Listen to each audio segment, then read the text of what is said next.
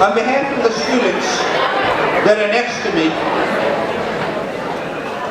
and your principal, Dr. Baum, I would like to thank each of you for showing civic responsibility in the form of attendance at this important forum. And the walkout!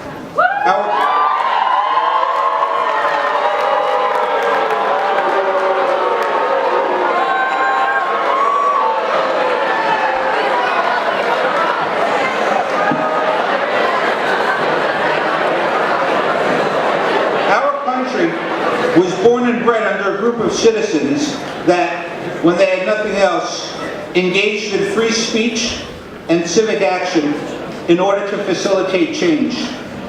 Throughout our country's history, that is what has led us to greatness. Your attendance here in this auditorium is a strong message to the community and the nation.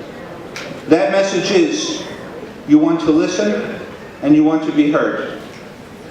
That message will also serve as the ground rules of today's discussion. If you are here for any other reason than civic engagement in the form of listening and respectful participation, then you are certainly welcome to return to class.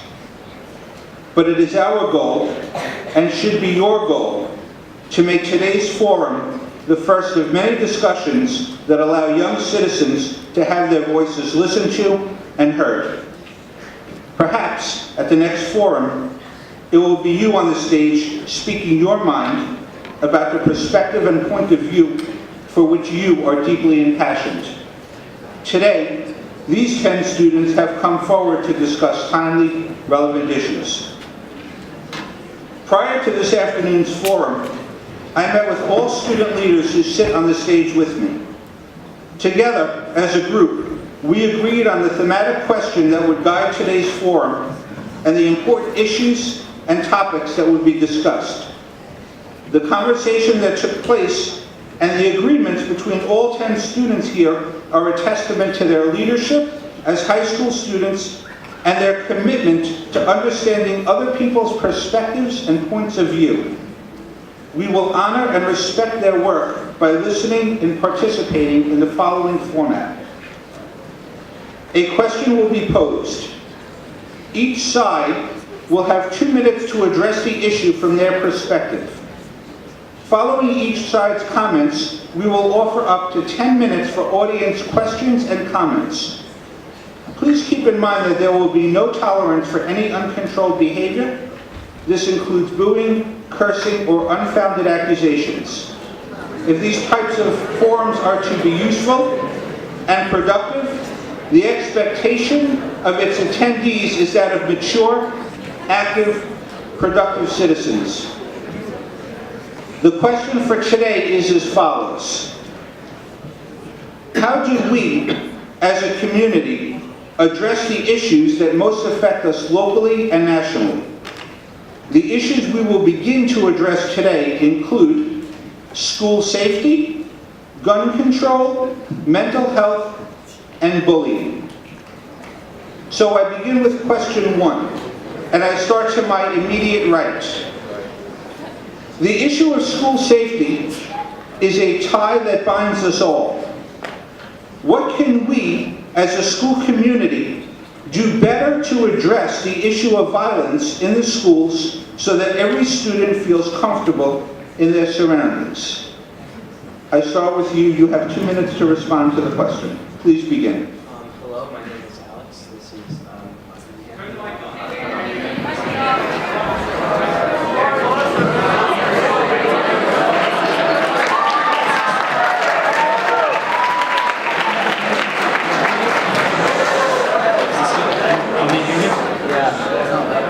Can you hear me? 2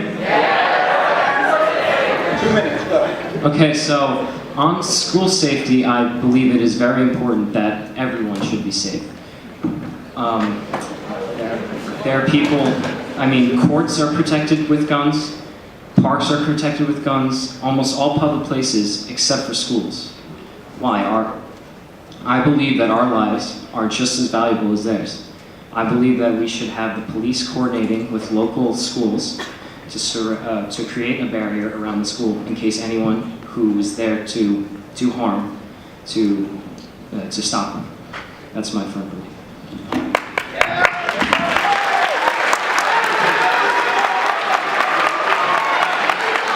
Hi, I'm Anthony. With school safety, I think it's very important that Your 2 minutes is going. I think it's very important that we need our schools to be armed with an armed security team, because if you're a school shooter thinking about doing that, you look at two schools side by side. One says no guns allowed, and one says heavily armed security. Which one are you going to go to first? Obviously the one with no guns. So we have trained ex-cops and ex-military as our security team here. I think they should be able to carry weapons and keep us safe, because they've been trained to do that with their past careers, and now they are being told they can't have that, even though they're ex-cops and were trained how to use their guns, and they can protect us very well with that. Also, in 1978, Israel made all their schools have a mandatory armed security guard or armed personnel of some sorts. Since then, there have been 2 attempted school shootings in Israel. Both ended up with the shooter getting killed before being able to harm anyone in or outside of the school.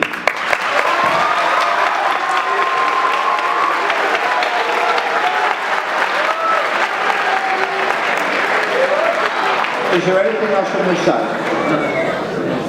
Okay, I ask the other group, you have 2 minutes beginning now.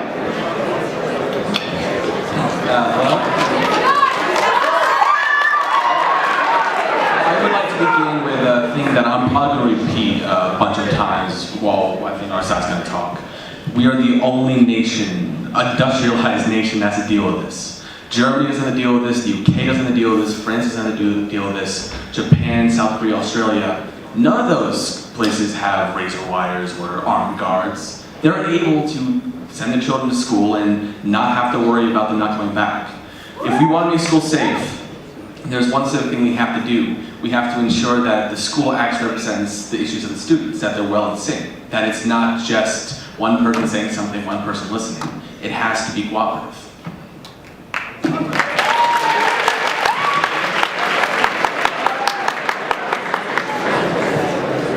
Hi, my name is Maya. I personally don't believe that arming security guards and having police officers in schools would be beneficial. There have been proven social psychology phenomenon called the weapons effect that shows that when guns are around, they might stimulate violence even more than they would protect it. Also, it's been shown that in districts where they do have police officers, that minority groups such as African Americans and Latino Americans get oppressed more for smaller infractions that still make it a harsher learning environment. And in addition, there are other alternatives, such as having metal detectors at entrances and having harsher and stricter ways to get into the school.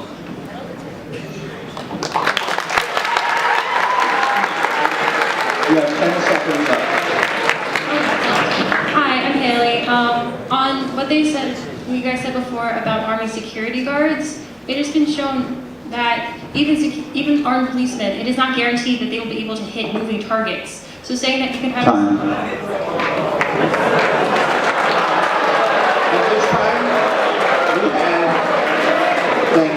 At this time, we have time for 10 minutes worth of your participation.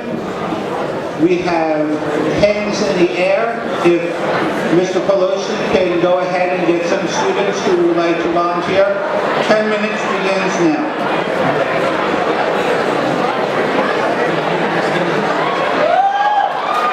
Thank you for your attention. Nice and loud. My name is Joel Stair. I'm a senior. There was one statistic that I was looking into as of last night. Trained police officers have an 18% accuracy rate, meaning that less than 1/5 of every shot fired will hit their target. Also, did you know that it takes 3 individuals that weigh 120 pounds to overpower a 200-pound trained fighter? So now think about that.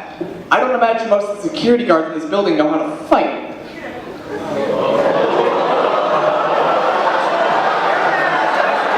Not a stat. Not a stat.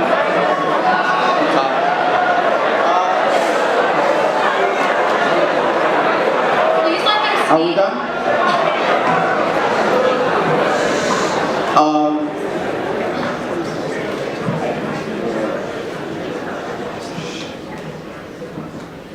Are we done? Oh, no.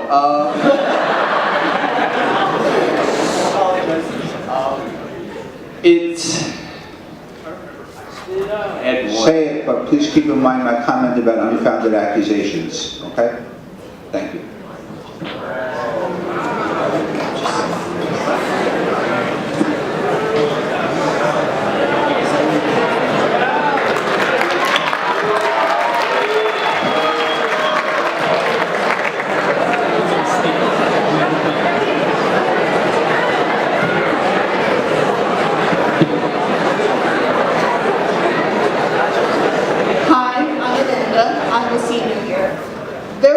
An armed guard there at Parkland. What makes you think that this would be any different if they were armed here?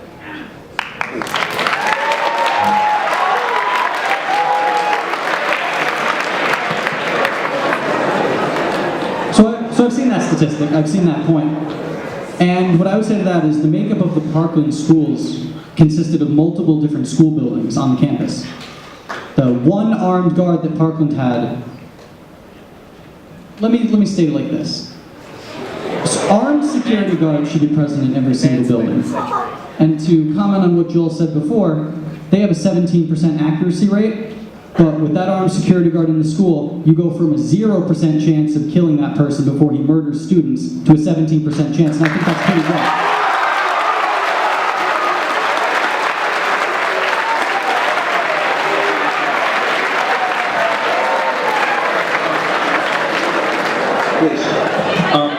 With regards to that, you can correct me if my math is wrong, but 100 minus 17 is 83. So,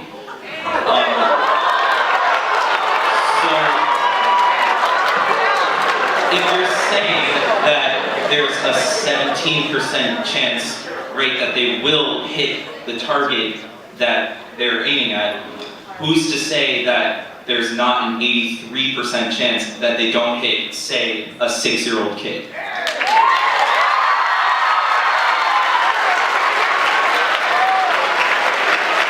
It is the worst day of your life. Any police officer, any teacher, any student, you don't know how you will react that day. Maybe you will be very, very confident, maybe you'll do the right thing, maybe you won't. Why are we taking the risk of having someone there just to shoot a shooter when that shooter shouldn't have a gun in the first place?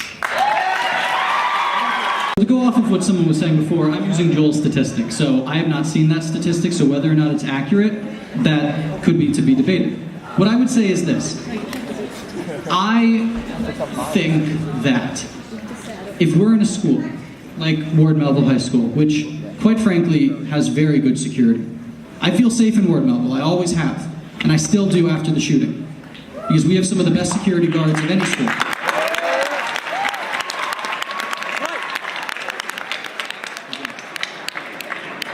If it is a 17% hit rate, which is what the statistic we're working off of is, if that's the rate, again, I would rather have a 17% chance of getting this guy before he can murder students instead of having him get into the school and it be a bloodbath.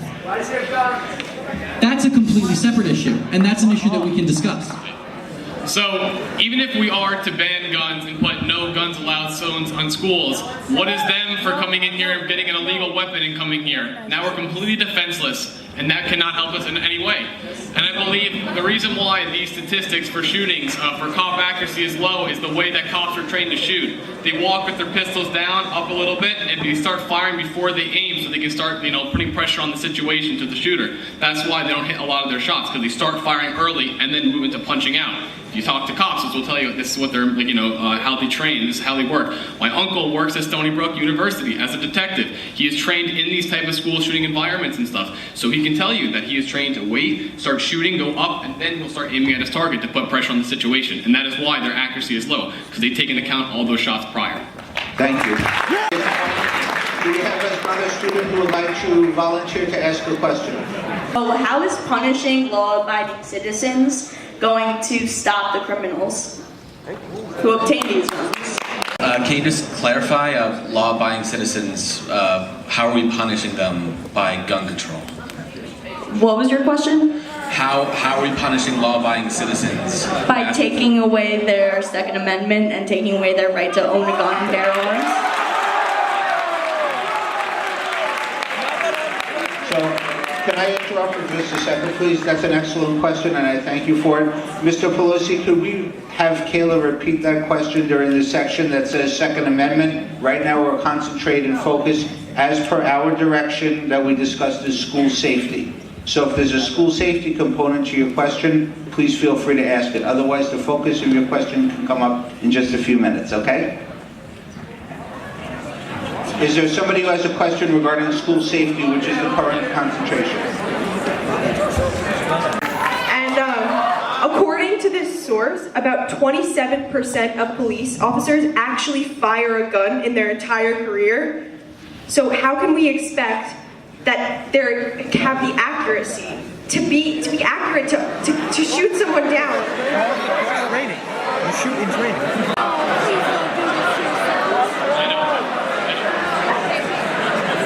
In our schools, how do we know that won't affect us in schools? It relates to school safety. What's the question? How can we expect that these police officers, the majority of them haven't even shot a gun, how can we expect that they're going to be accurate enough to gun a shooter with an automatic weapon in a real situation? So let me give, because we're talking about school safety, and everyone wants our school to be safe, at least I think so. So there's a ton of different ways that schools can be made safer. Some of them involve gun control, some of them involve guns. And there are proponents and opponents on stage of that. And that's why we have an entire section dedicated to gun control. When it comes to school safety, there's a couple things we could do that don't even involve guns, and I think would make schools 10 times safer. Every single student at Ward Melville has an ID card. If we made it so those ID cards would be swiped when you entered the school, we would ensure that only people who have ID cards can enter into the school. That way only... That's a gun control question we're going to talk about with gun control. For instance, many schools in the country use metal detectors, so that when a student comes into the school, they cannot bring in an object that they shouldn't have in school. We can implement metal detectors or any of those kind of security measures to ensure safety in the school. Sounds good to me. Anybody else from the dais want to comment on the question? Yeah. Continuing from that, I think our current right now situation, the way our protocol works for when a shooter is in the building is outdated and it doesn't work. Cowering in a corner is not going to work. That is just shooting fish in a barrel right there. It's not going to work. Now, listen, what we need to do is we need to come up with a better, more secure method. And right now, I don't know what exact school, but the method they have the red line method, where they go into this corner in their classroom, they flip their desk at security, everyone gets a book and puts it over their face, they lock the door, and in every room they have buttons where they can communicate with like the headquarters of the schools and tell where the shooter is and stuff like that. And they actually have security measures, no firearms within the school that they can hack at. What? Okay. I can find out in a few minutes for you if you want me to. So we are at the 10-minute mark, and I'm going to pose the next question. The next question is as follows. The Second Amendment and issues over gun control face us currently as a nation, and have since the birth of our country. What is your position on the Second Amendment, and how do you believe it applies to everyday citizens? Haley, do you want to start us off, or somebody can? I personally think that, yes, you have the rights to the Second Amendment, but keeping bearing arms, you have to think about what kind of arms you have. Keeping and bearing arms is such an open thing. You have to realize that, like, in arms, it can be anything. It could be a bazooka, it could be like a tank. You're saying keep and bearing arms. Let me speak for a second. Haley, continue, please. On the concept of guns, like, we're not saying get rid of guns, we're just saying regulate it with, like, laws that make sense. Right. So when this law was made, and I'm sure you've heard this argument, it was made so that the revolutionaries could form a militia and go against the British government. At that time, the guns they had were muskets, which took approximately a minute or two to fire, not these AR-15s where you could fire, I don't know the number, of bullets in a second. The other really big issue is that when you think about your Second Amendment rights, they're sort of individual. Our country, in the Declaration of Independence, was based upon 3 ideals. The unalienable rights, which are life, liberty, and the pursuit of happiness. And who's to say that someone's Second Amendment right is more important than another person's life?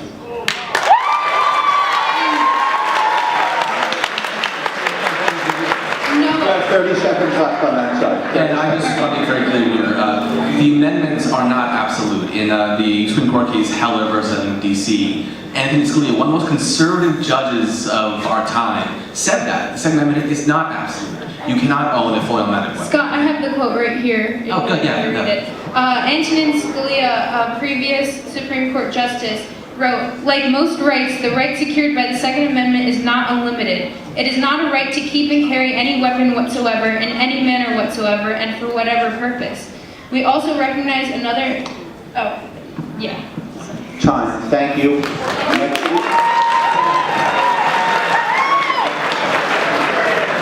Please begin. Ladies and gentlemen, I thank you for giving us the opportunity to speak about this pertinent issue. I'm an immigrant. I'm a first-generation immigrant that came to this country, and for gun control is a very important issue. Because back in the day, in 1992, over the course of several days, there were a series of riots in LA which destroyed an immigrant-populated area known as Koreatown. Scores of businesses were destroyed.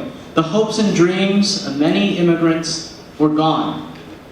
Dreams that took years to build. But 2 store owners, David Jew and Richard Park, assembled a militia of law-abiding citizens who had an assortment of weapons: handguns, semi-automatic rifles, AR-15s, Uzis, and they all defended their stores. However, there are arguments that say that the Second Amendment is not relevant today. Well, I say it is, because without that well-regulated militia, scores more businesses would have been destroyed. And I am thankful that many people, many immigrants banded together to form these militias to protect their lives and property. According to the FBI, 3 million lives are saved every year because of firearms. What I beg of you, what I beg of this generation, is to reconsider the limitations that you will put on firearms, because they don't just affect schools, they affect businesses, our communities, and our entire nation. Thank you.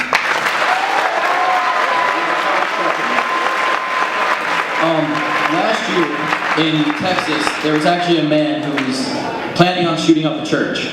He started to approach this church with his rifle, and a law-abiding citizen who had followed the Second Amendment and purchased an AR-15 legally was able to get out of his car with his weapon and take down the shooter before anyone, or actually more than one person in the church, was massacred. That saved an entire mass shooting from happening in this country.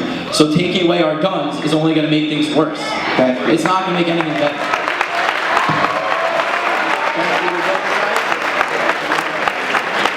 At this point, we have 10 minutes for volunteers. Mr. Pelosi? Mr. Pelosi? Mr. Pelosi? Perhaps we want to start with that one young lady standing by Dr. Pula over there, who was the first to ask the question.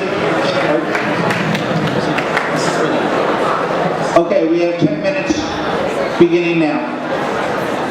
Okay, Michaela Senior. My question was, why are we about to take away guns from people who are law-abiding citizens, and then how is that going to prevent the criminals from having them?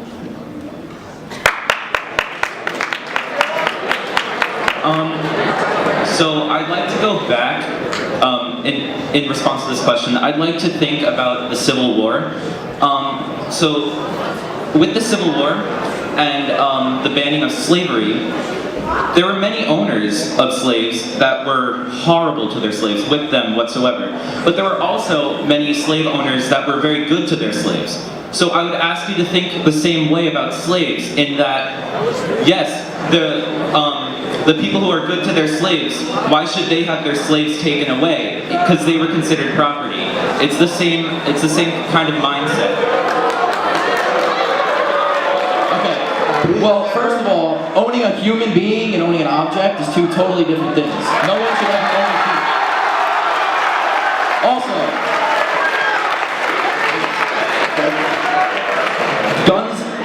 guns in this country have been a big factor in how we've gotten to this point in our country. If we didn't have guns, if we didn't have weapons and the Second Amendment, we wouldn't be the country we are today. We wouldn't have our freedom that we have today. We could still be part of Great Britain and this and that. But we rebelled with our Second Amendment and with our weapons to create our own country that is great with liberty and freedom. And we're not suggesting that you have to take away all guns. That's not the issue at hand here. It's about gun control. It's about regulations. 93 people are killed due to gun violence each day in America, regardless of whether it's a mass shooting or not. There needs to be something done about the larger problem. Thank you. We're going to move on to the next. Please, go ahead. Then what are you proposing? Semi-automatic guns shouldn't be allowed? Automatic?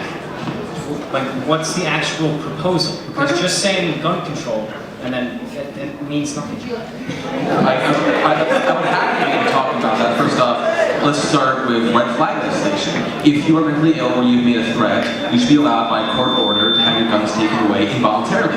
That is absolutely with due process. That is absolutely should. Due process, yes, that's perfect. Yes. Secondly, let's ensure that if you do want a gun, we have universal background checks. We have a system called NICS that we are properly funded that did give universal background checks. There are over, I think, 30 states that do not that allow gun show loopholes, that allow these different ways of getting guns. When you see one of those states close it, crime goes down. Okay, guns are just like drugs. If you ban them, people are still going to get them. There's a mass player of this country that owns illegal guns. It does not matter if they're legal or not. They're still going to get it. So banning our guns and taking them away from our law-abiding citizens is just going to make it easier and more normal for criminals and other illegal people to get guns illegally. If we keep our Second Amendment, we keep our due process of getting a gun. Okay, thank you for the thought-provoking question and for the healthy debate. Let's move on to another question, please.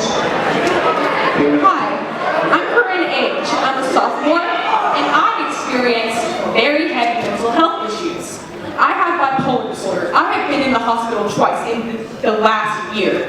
I have been around people who want to shoot up their own school. I have known people who want to shoot up a school. They are just as mentally ill as me. They do not deserve guns. We should regulate and control these guns. No one should own a semi-automatic. No one mentally ill should own a semi-automatic. Why do you think someone like me should own a semi-automatic?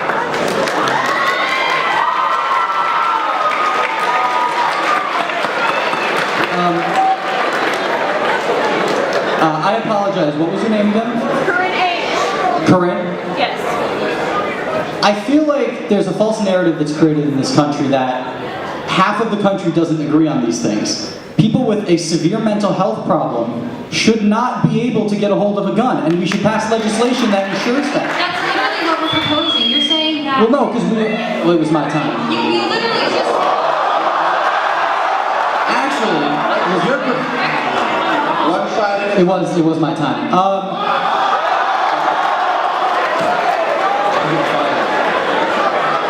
The majority of Americans agree that mentally ill people, mentally sick people, should not be able to get a hold of firearms. The majority of this country believes that ex-felons should not be able to get a hold of firearms. That is not the gun control debate. The majority of Americans agree on that. And if lawmakers in Washington refuse to do something about that, then we should act on that and march for that. But when you propose taking away semi-automatic weapons, when you propose banning an AR-15, those are measures that the majority of America does not agree with. That is not gun control. That is taking away the majority of guns in this country from law-abiding Americans, and that is not right. Okay, thank you.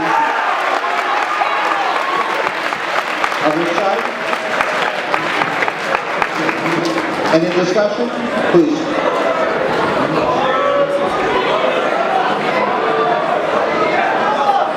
I'm just confused because you just said that people with mental illnesses shouldn't have guns, but you're saying that we shouldn't have gun control. You're saying that every person should have a gun, which means that Okay. The gun control that we're looking for are things such as stronger background checks and things such as raising the age limit to buy automatic rifles from 18 to 21. So, if we raise the age limit to say 21, listen, I'm 17 years old and I'm enlisted in the U.S. Army. I'm going to be using guns on a daily basis. I've been around guns my entire life. I've been learned properly how to train and use firearms the right way, and I've never ever, and I will never ever have an accident with a firearm, because I've been trained, I know how to use them, and I respect guns. If we raise the age limit, that won't do anything.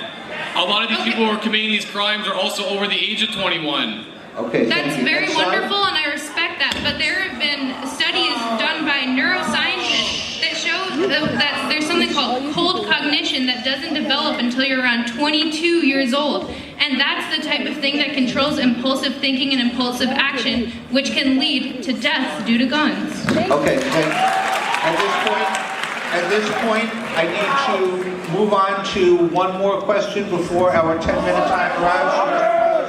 If you would please.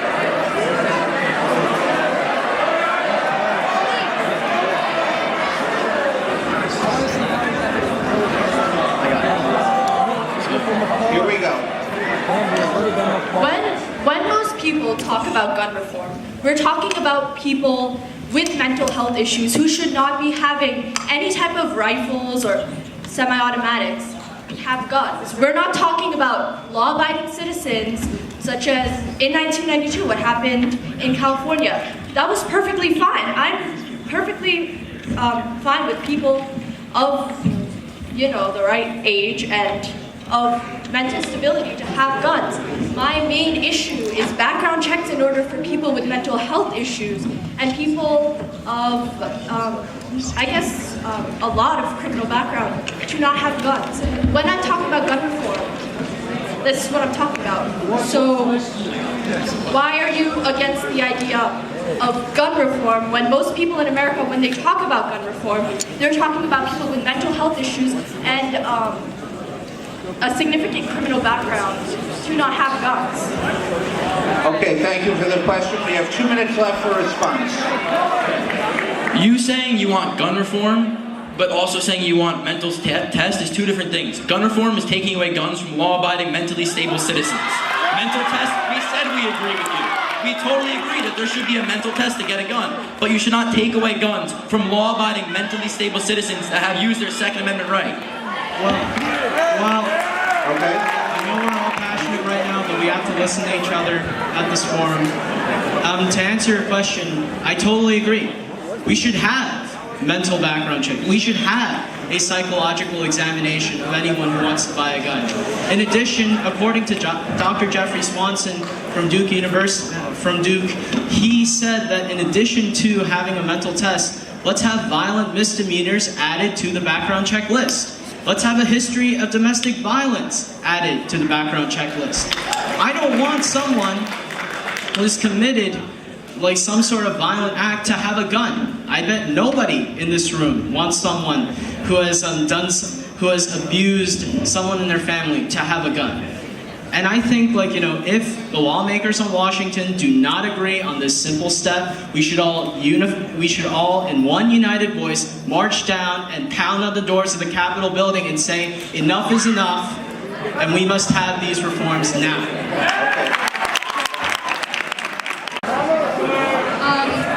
Hi, I'm Marielle. The question with looking into people's backgrounds on misdemeanors and history of mental health, the question then becomes, how do we know that these people who have no history of violent or just mental health, how do we know that they won't snap?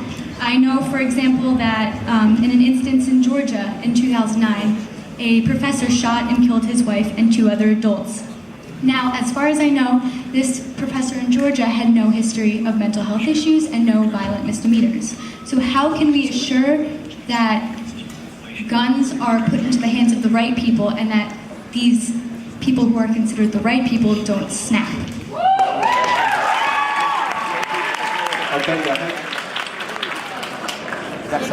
That actually goes exactly to what I was saying before. There are people who do not have a history of mental health problems. There are people who do not have a history of felony charges, which is why schools need to be more secure and protected. So these people who get past the checks cannot get into schools and harm children. That's why both issues matter.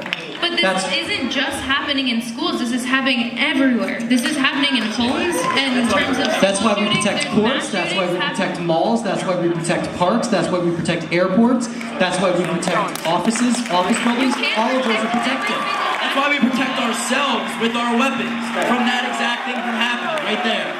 Okay, we have time, thank you. We have time for one more question that we're going to take. My question is that even if you enacted these mental health screenings, how would you prevent one of these individuals from getting the guns illegally?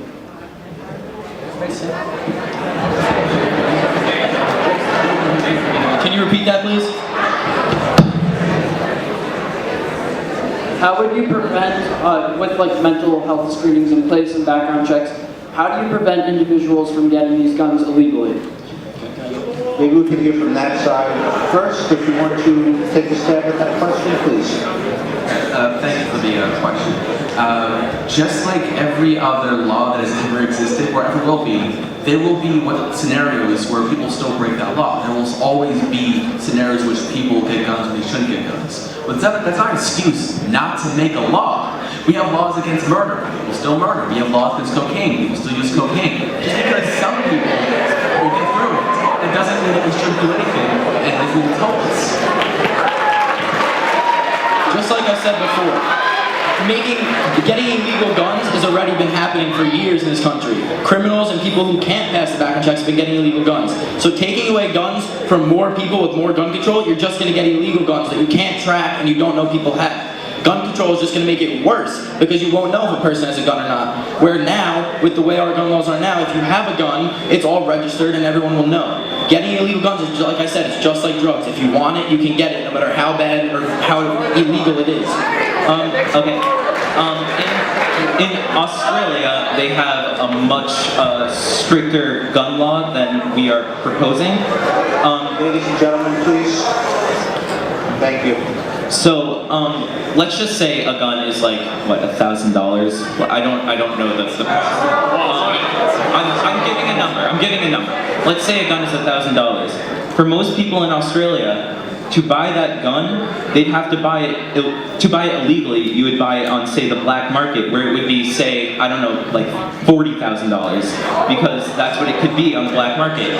So, to obtain something illegally, it might be way more expensive than the person is willing to, than the person has anyway.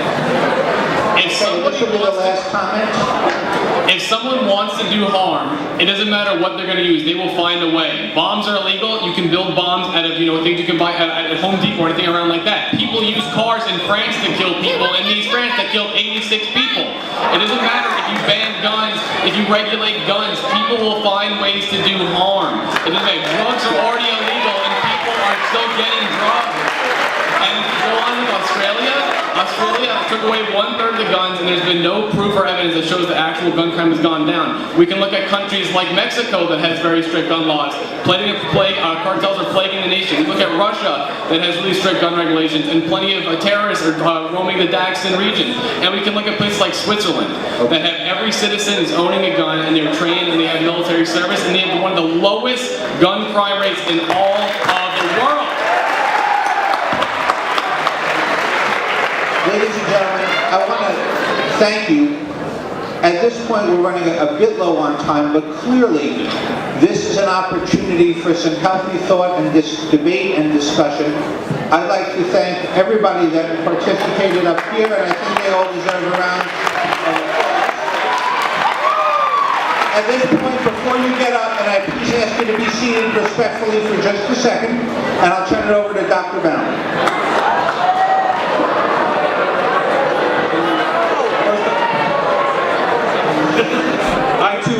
join in congratulating our panel, Dr. Baum and Mr. Pelosi. You know, these students up here, they are bright, they are articulate, they have their acts together, and I know that they, along with so many of you in this audience, are going to make a change in this country.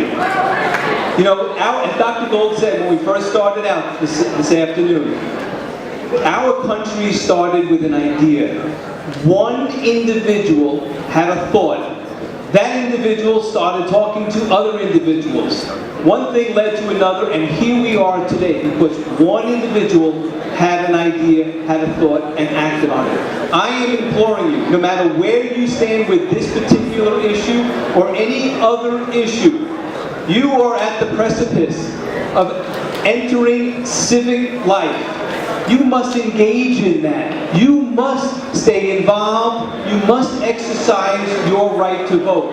Students, those individuals between 18 and 24, and our senior citizens, you are the largest voting bloc in the United States. When you have your act together, you can accomplish great things. So continue to lobby your legislatures at all levels of government, exercise your right to vote, and most importantly, maybe not most importantly, I know from experience,